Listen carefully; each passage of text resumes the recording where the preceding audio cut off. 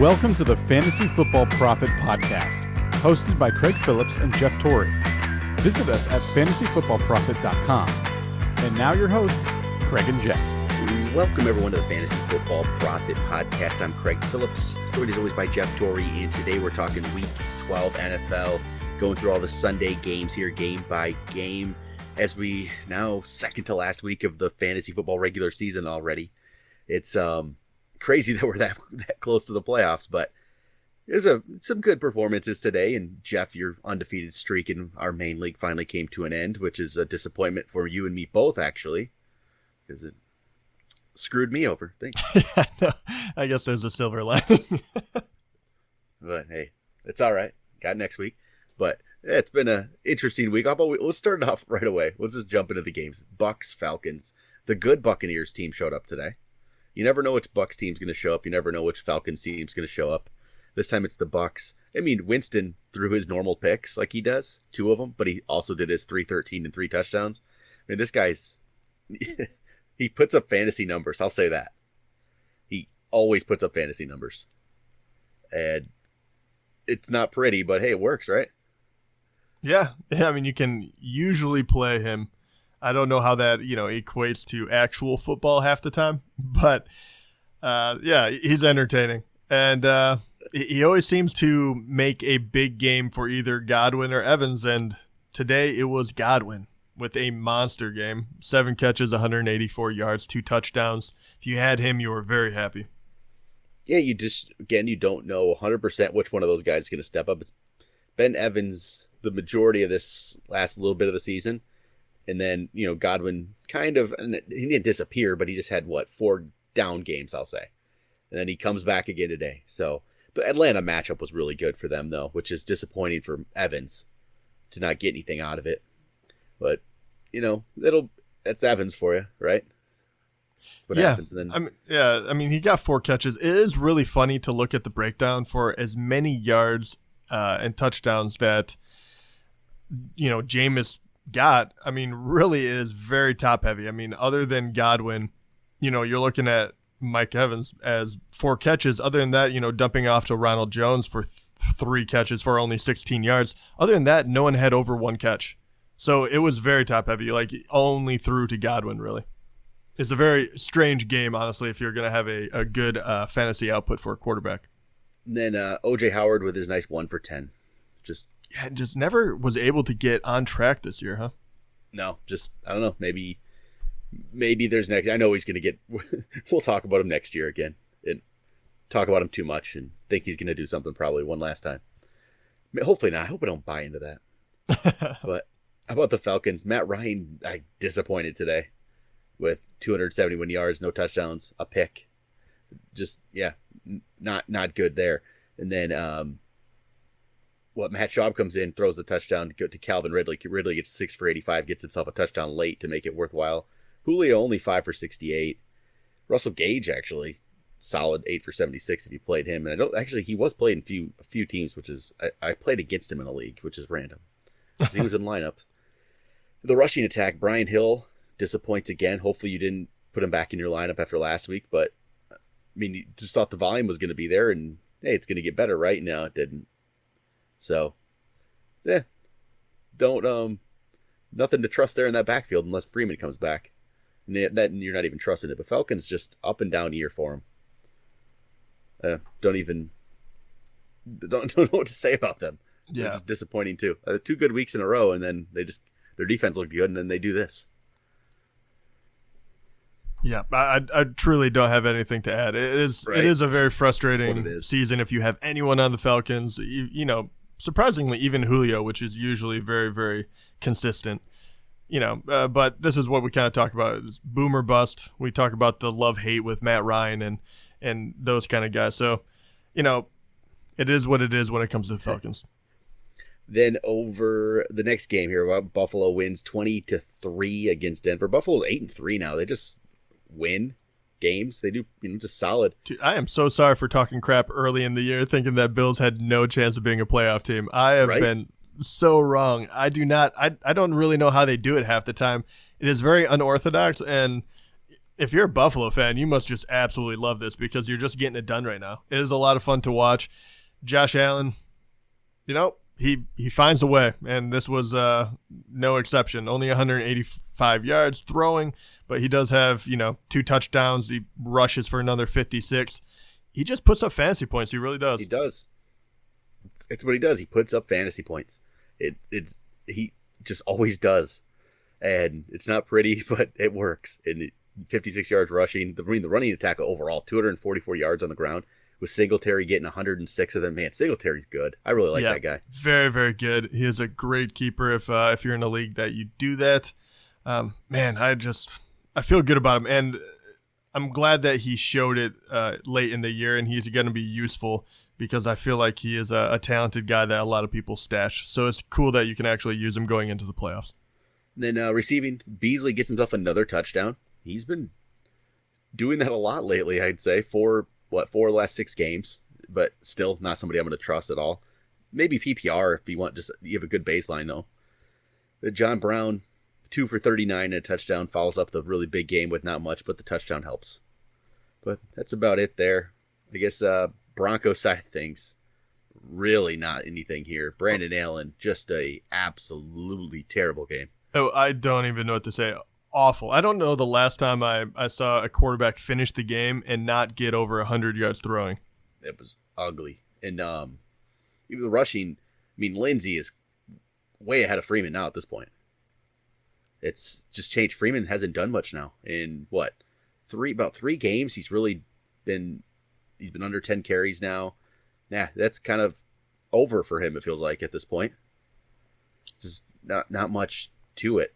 And then the receiving attack, Sutton 1 for 27. Just what are you going to do when that was terrible? Not enough to go around. So disappointing. Then Bears beat the Giants 19-14, and I will admit I literally did not see 1 second of this game. It just did not pop up on my radar today. I pretty much watched every game, saw stuff from every game, saw highlights from every game. I literally didn't see a second of this. So I don't have anything to add much. We can look at the box score here. And it's just this. I don't know. This game didn't interest me. No, I mean, the Bears won, which they should have. But, I mean, they only beat them by 5. It's kind of one of those where Chicago is, their offense just hasn't been getting going. Trubisky didn't get, 1 touchdown, 2 interceptions, but at least the yardage was a little bit better this time around. I mean, you can make comparisons about Cohen and Montgomery, but at this point of the year, it doesn't really matter. I mean, if you're playing well, you're playing well. If you're not, we don't have to speculate whether or not, they're going to be good a couple weeks from now. So I think at that point, you're just saying the only person worthwhile in this whole, really this whole game was Allen Robinson, who played a very, very good game, 131 yards and a touchdown. He's an interesting one. With the Bears' struggles on offense, how much do you trust Robinson going into, fantasy playoff time?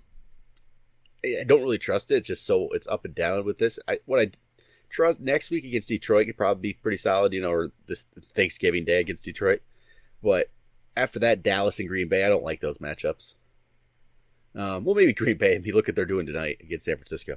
But I don't really like Dallas next week. I don't know. I don't trust it. I just don't think they're gonna. He has it in him, but Trubisky just scares me too much. Trubisky's gonna be way too up and down, but depends on the rest of my receivers. I mean, I can play Robinson, but not feel great about it. I guess it is nice to see. I'm looking at the box score here. Nice to see Anthony Miller actually show up for 2 straight weeks now.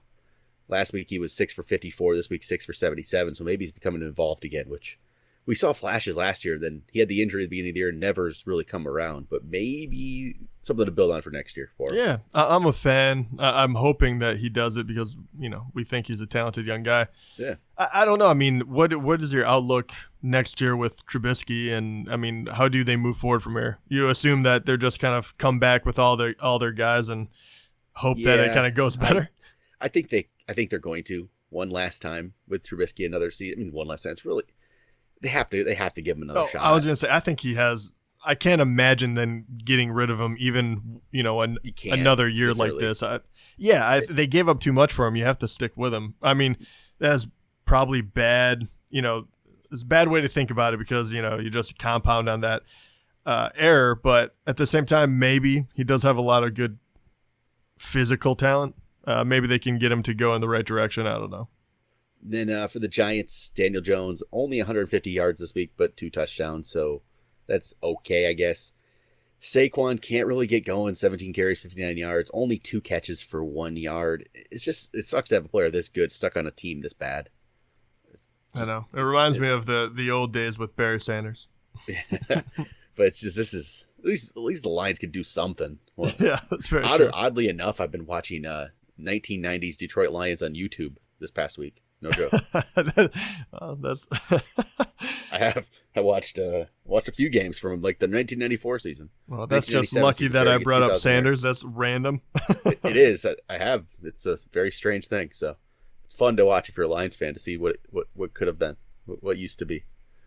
Yeah, we'll get to that game in a minute. Jeez, freaking Lions. But the Giants, Darius Slayton 4 for 67, Tate 3 for 33 touchdowns. Really not much offense in this game, and this is why I didn't see 1 minute of it. And I don't feel like I missed anything. So, sorry. Sorry if there are Bears or Giants fans out there. At this point of the year, I don't really need to see that game. How about Steelers-Bengals? I want to talk about another game I really didn't see. Oh, man. 16-10. Steelers beat the Bengals. Bengals go 0-11. Steelers, they pulled the root off after he was 8 for 16 for 85 yards and a pick. Hodges comes in, throws a touchdown, 118 yards. Benny Snell was the lead back today. 21 carries for 98 yards. Jalen Samuels, that was the disappointment, right? Yeah. Just wasn't around today. No, I mean, they're obviously content on only using him in the pass game, not at all almost in the backfield. Snell, I mean, that is I'm very surprised at how clear-cut the decision was to make him the primary rusher because 21 carries, he did well with it, obviously. So 98 yards, no touchdown, but I mean, he did what he had to do in order to get that close win. And obviously they weren't able to throw the ball all that productively as well, but it is nice to see the kind of the bright spot. It was really one throw, but James Washington, anytime he does anything, you're kind of hoping to see what could be next year. Who else is going to be there besides Juju? And you're hoping it's going to be James Washington. No one else has really stepped up. So unless they draft someone, there's something there for next year, but not a whole lot to really look at. No, just not a lot in this game. Vance McDonald, 1 catch for 1 yard. Not much there from the Steelers. Bengals side of things. I mean, Tyler Boyd, 5 for 101 at touchdowns. Nice to see if you started him. But he's kind of been a disappointment this year. I'd say. He was a little too overhyped, I believe. And it's just the team's not any good.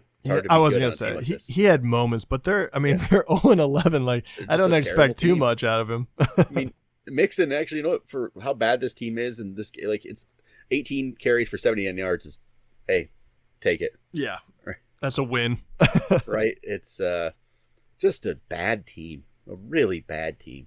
And actually a lot worse than one of the next teams. We're talking about the Dolphins, who lost to the Browns 41-24, but the Dolphins are better than the Bengals, that's for sure. Yeah, they are, surprisingly enough. And but I do have to say, if you want to kickstart an offense, let them play Miami. Right? I mean, Baker, 327 yards, 3 touchdowns. He did throw a pick, but he's had, this one's got, of course, it's Miami. You can't look into it too much, I guess, but it's good to see. And he's had 3 straight good performances.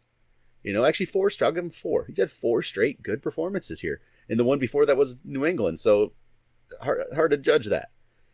And actually before the bye, really, he's been solid quarterback here for a while. It's just the year started so poorly. But he has actually been solid, I think, surprisingly. If you look at his past numbers, last 3 games too, 7 touchdowns, 1 pick. He's on the upswing, that's for sure. And today it was Jarvis Landry is the one who benefited from it. 10 catches, 148 yards, 2 touchdowns. Just a huge game from Landry. And so for Landry now, he's had touchdowns in each of the last 4 games.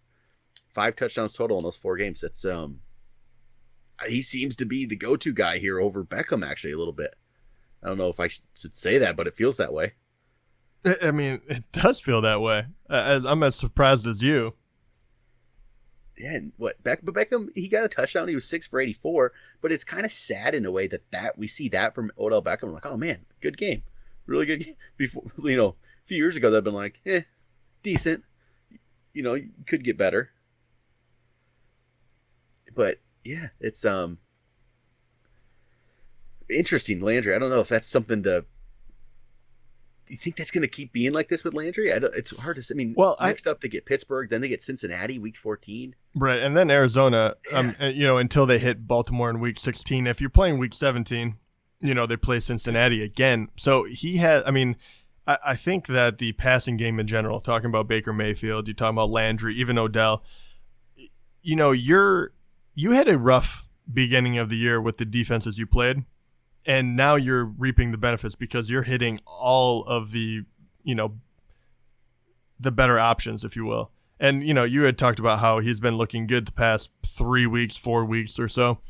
But he's been playing bad teams. I mean, I don't think that all the defenses are slouches. I really don't. Like, I think Denver can play well. Buffalo can play well.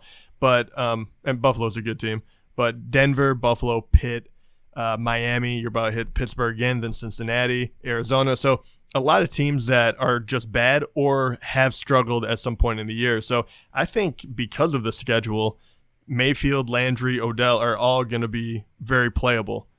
So, that is something to keep in your back pocket, especially Baker Mayfield, who, people lost confidence in. So you can get him or find him on the waivers possibly still.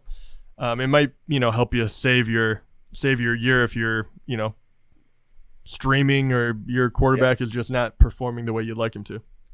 Then Nick Chubb continues to be solid, just really solid. 106 rushing yards, 58 receiving yards, ran for a touchdown. Just been a really good player. And Hunt's playing, but he's not taking over coming close to taking over Chubb's role. He's just complimentary. He's not. He's not. Chubb is definitely the lead back, but I do have to say, and who knows, maybe Chubb wouldn't get the extra touchdown that Hunt got. Maybe it wouldn't play out like that. But It is very interesting. You wonder at what point Hunt will start eating into Chubb's carries or Chubb's goal line, ability, things like that. So even though I don't really even look at Hunt as pushing him right now for it, it is interesting because Hunt is obviously still a very good player. Then for the Dolphins side of things, they have no running game at all. So what are you talking about? Your lead rusher was your quarterback with 5 carries and a touchdown. Yeah, there you go. I guess. Well, I guess Balazs did get 7, but he only turned it into 13 yards. So he's bad. He's not good. He's not good. But Devontae Parker, you know what? 6 for 91. You know what? Hey, this guy's. Yep. Go ahead, say it. He's not bad. Well, actually, we'll just leave it at that. That's as good as you're going to get from us this year. Yeah, Devontae. I'm happy enough with it. I'll say that, right? Yeah. He has done better than what we thought because he's let us down so much. Yeah. He's playable. He really is. He has been. He has been. So that's for sure. Yeah, very interesting. And a team that has no one, there is a one bright spot, and that is Devontae Parker. Go figure. Then next up, Saints, Panthers. Saints win 34-31. Drew Brees throws 3 touchdowns. Good game there for him, 311 yards. Spread him out to Thomas Cook and Traquan Smith. He actually got himself one.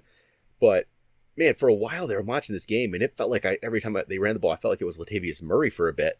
Ends up being he gets 4 less carries than Kamara, but still, that was you're not getting that same volume anymore, are you, from Kamara? No, you're not. And this one's interesting because I feel like this is what I thought was going to happen in the beginning of the year. And then after, Kamara got hurt and it was the Latavius Murray show, I think they realized that he is a very good runner and they're going to kind of do the 50-50, like almost a little more of the Ingram, of old.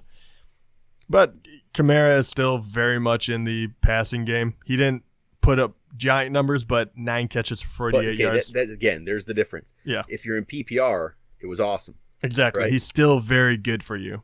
But I just don't play in that mindset. So no, I don't either. But I mean, he still got you 10 points if you're just playing straight standard. He's fine. He's not dominating your league, but he's still a very good player. And then Michael Thomas just continues to be Michael Thomas, 10 for 101 and a touchdown. The guy's good. No one figure him out. He must just be hence why, he's going to be ranked up there every single year because he's so consistent and good. Then how about the Panthers? Kyle Allen throws 3 touchdowns. So solid game there. McCaffrey gets him only 22 for 64 on the ground, but he ran for a touchdown and he caught 9 for 69 and a touchdown. It doesn't matter. Yeah. Try to stop him. He'll find a way to do it. Put up numbers. Yep. He doesn't have to have a good yards per carry. It just doesn't matter. The guy's going to get it done. But you know what? I was happy to see DJ Moore. I think I've been talking him up a little bit every week, just like, hey, he's under the radar and how he's been playing. And if he gets some touchdowns, he can jump up there. And there's the touchdowns. There's the 2. Because another 6 for 126. I'm telling you, these last 4 games, 7 for 101, 9 for 120, 8 for 95, now 6 for 126 with 2 touchdowns. The guy has been good. He really has. Now he gets Washington and Atlanta the next 2 weeks. I mean, now that's will disappoint me after he does this. Right, I know. Now he's been good. He really has been. He's moving himself up the list this year in the ranks. Yeah, and unbelievably, when you're going over the 100-yard mark in that many games, he's done that kind of quietly. It's been kind of bizarre about him, I feel like.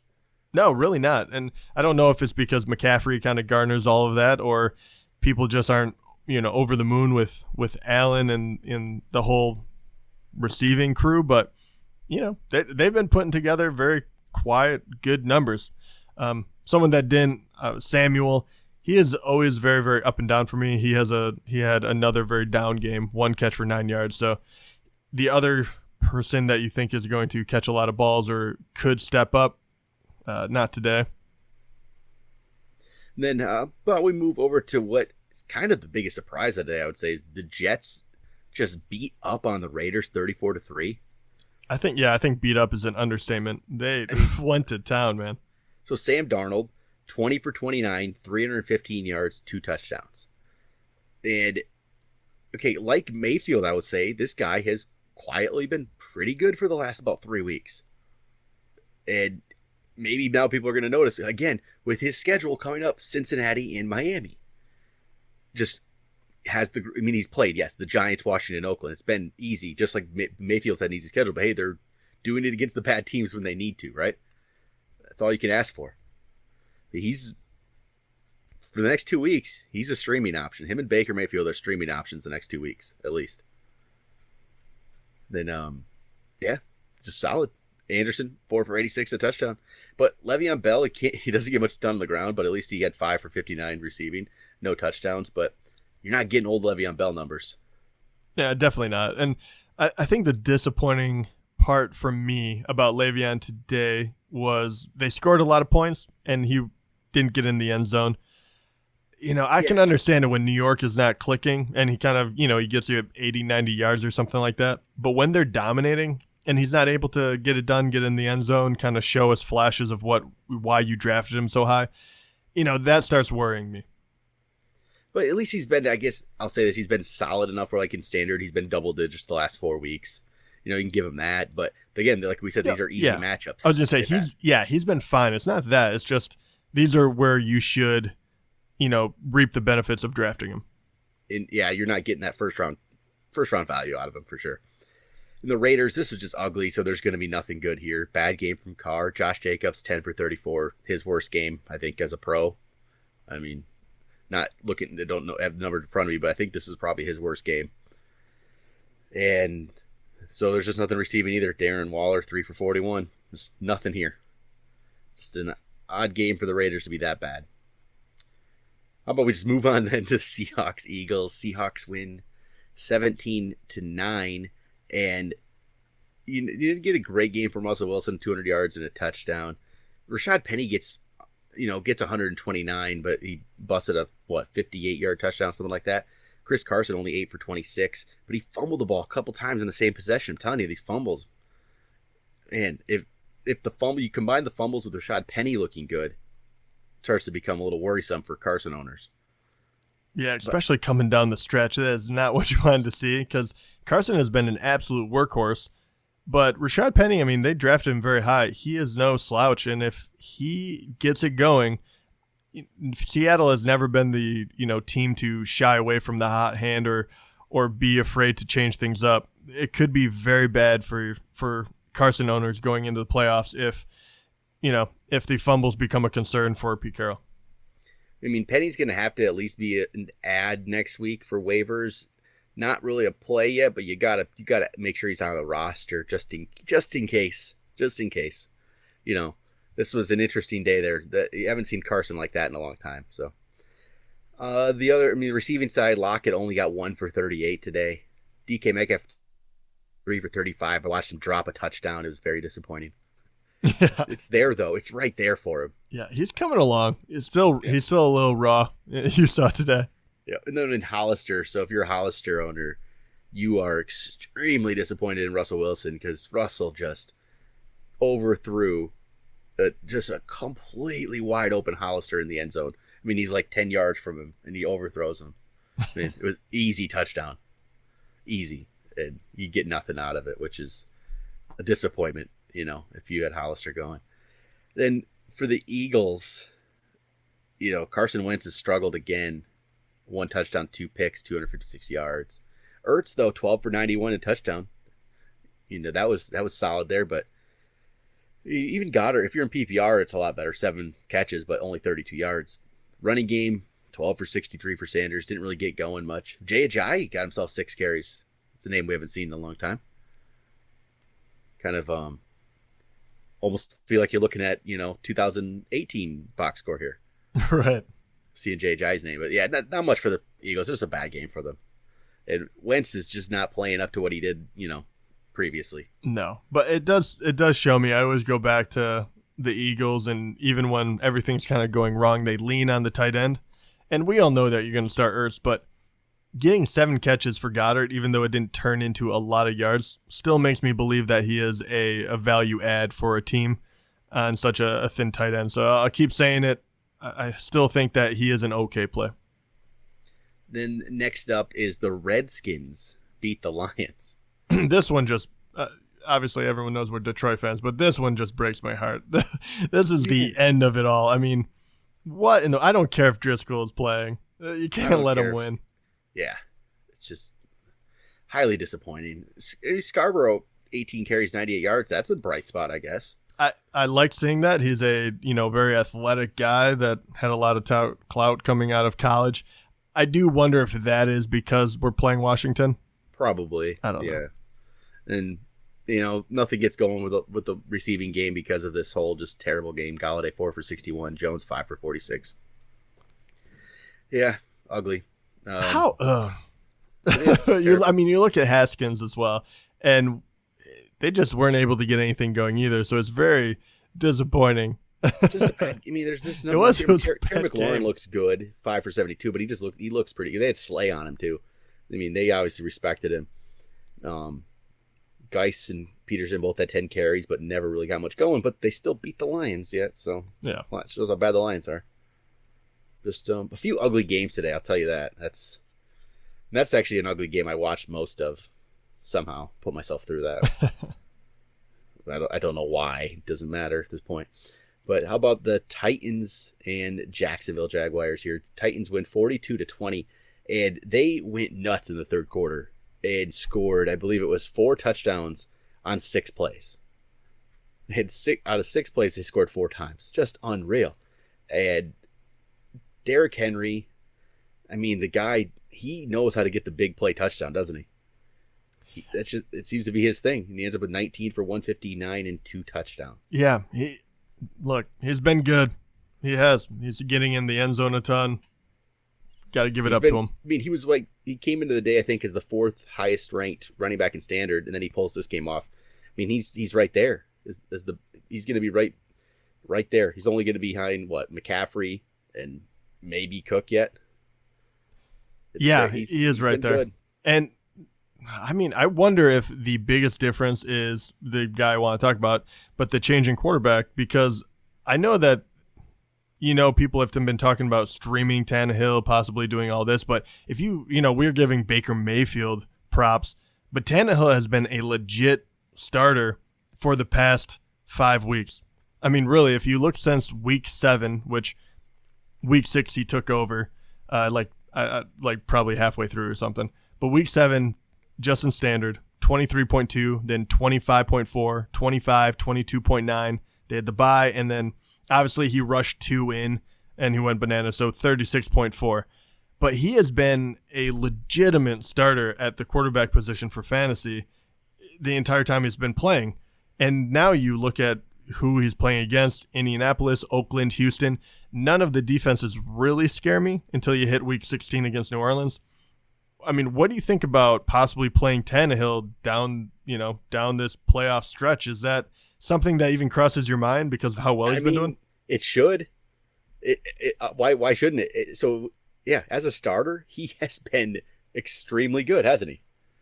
He, when you really look at his numbers here, I think he's just as good of an option as Mayfield, Darnold, the guys we were talking about earlier. It's you don't want to believe in it maybe because of it's Tannehill, and he just kind of feels like a failed thing in Miami. But maybe Miami was only halfway decent because he was there. I guess we could go there. You pull up these numbers though, and how do you deny it? Since week 7? Week 7 on, is that when he got his first start? Yeah, no, he's been wonderful. I got to pull this up. I'm going to pull up where he is from week 7. This won't count this week. I don't know if they have it in yet, but yeah, it might. Week 7 through 12 here on where he is in like points per game, because he's way up there, I bet. At least, he's probably a top 10 quarterback. I was going to say, he might be a top 5. So let's see. Let me pull this up. All right. So this is probably not going to count. This won't even count today. So this would have been like week 7 through 11 points per game, not counting today. And he would have been the 9th best quarterback in weeks 7 through 11 in points per game. 9th. And then this week is going to skyrocket him up. Yeah. Yeah. He's going to go up there after this week. And, and actually that's even, I guess he's 9th, but I almost can say he's 8th because he's actually behind 2 Lions quarterbacks. He's behind Stafford and Driscoll. You should just make them 1 in reality. Right. And he had a bye week in that. He's been good. I mean, you can't deny this. You can't deny it. So, yeah, he's definitely needs to be a streaming option. We actually have some streaming options now. I really think that it's there. And that was a good game for him. Then, A.J. Brown gets the big touchdown for 135 and a touchdown. Not much else for the receiving crew there. And then I guess Jacksonville, Foles doesn't do anything with touchdown wise, but then Fournette gets himself 97 yards, 2 touchdowns, 9 catches, 62 yards. So really another good game for Fournette, who was really overlooked in the preseason, but he's been very solid as well. He had a couple bad games the last 2, but before that he was good, and now he's back to it. He's definitely the bright spot for Jacksonville. There really isn't much else. Chark only 5 for 38, so that's disappointing. Yeah, not much else out there, man. I don't know what else. Look at this. D.D. Westbrook, 8 for 69. You going to play him?